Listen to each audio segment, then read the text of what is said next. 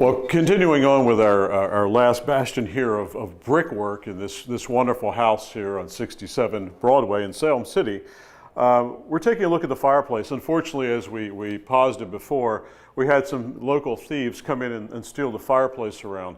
But chances are the fireplace around wasn't original anyway, so it's not a great loss. And we're trying to put this beautiful dwelling back to the way it was. So original fireboxes would have been bricked, not all this excess Portland mortar that's here and on the back. I mean, look at that job. That's some local hack did that.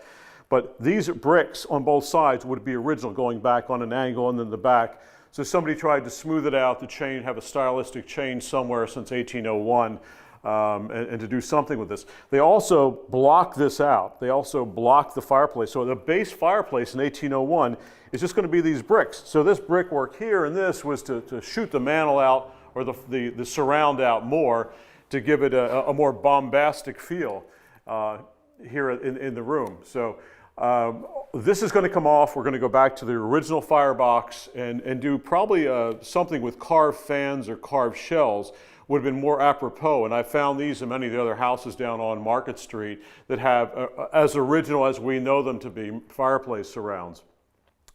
So we got a lot of picking work here. We're going to do that with our brick axe or our brick hammer, and a lot of repointing as we were showing you outside. But I'm going to take a walk across into the next room. This would have been the parlor, the grand reception room, as it may back in the period, and probably into what would have been a dining room. So let's take a walk there. We're going to look at a fireplace that's been closed off, who knows, 50, 60, 70 years ago, and we're going to open that up and put a mantel surround and do the same restoration as we're doing here in the front reception room. Okay, we're here in the dining room. We're noticing this where a grand fireplace would have once stood. Probably somewhere in the Victorian times, it could have been 1850, 1860, 1870, they would have shifted over to wood stoves. There could have been a possibility actually of leaving that one fireplace we saw in the reception room and shifting it over to a wood stove.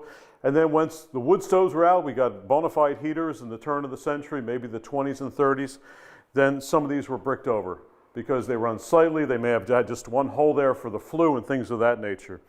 So we want to revive this, bring it back to where it was originally, and create the fireplace surround. That means the wood molding would have to come off, which is not original.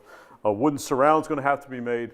But how sad is it that we can just brick these wonderful fireplaces? So we're just going to go at this a little bit. I think this guy's ready to come down fairly easily. So I don't think it's going to give us much of a problem here. So as you can see here, that went down easily, and they used Portland cement. And what they tried to do, this is quite interesting, they actually put little divots in here. They thought that was going to be like a lock and key type affair, that this layer we just took off is going to stand there and lock into this. Not so. So this is the main header of that fireplace opening there. Let's just see if we can get anything else out of it.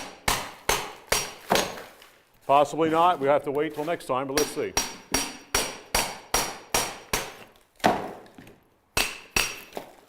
Okay, we're picking up some of the bricks at the side of the fireplace.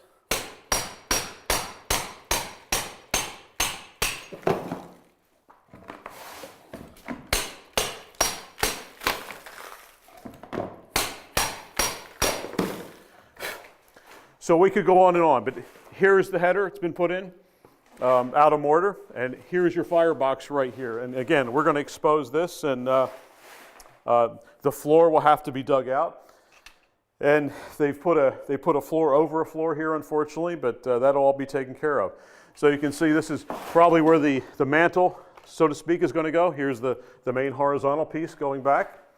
And so follow us here in Salem City for 67 Broadway as we bring this back. We restored our project house, and we'd like anyone with donations, volunteers, or anyone with information to help us out here. So please help us celebrate the architectural history and the culture of Salem City, where America began.